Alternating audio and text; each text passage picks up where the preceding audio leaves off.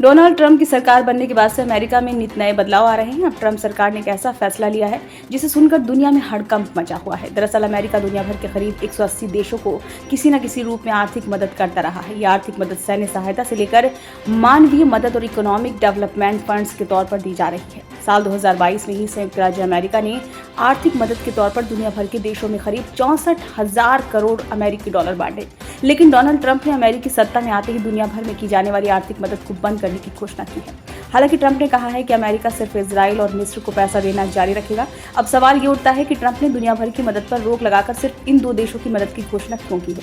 हालांकि इजराइल के साथ अमेरिका के करीबी रिश्ते को समझा जा सकता है, लेकिन अमेरिका की मिस्र से ऐसी क्या दोस्ती है, ये सवाल उठना लाजमी है। एसोसिएटेड प्रेस की रिपोर्ट के मुताबिक हाल ही में अमेरिका के विदेश मंत्री मार्को रूबियो ने अधिकांश विदेशी सहायता को निलंबित करने की घोषणा की। वहीं सिर्फ अपने महत्वपूर्ण सहयोगी इजराइल और मिस्र को निलंबन से छूट दी है। अमेरिका मिस्र को क्षेत्रीय सहायता बनाए रखने के लिए सैन्य सहायता के रूप में हर साल करीब 1.3 बिलियन डॉलर देता है। इन 2 देशों की आर्थिक सहायता न रोकने के पीछे अमेरिका का एक रणनीतिक महत्व छिपा है।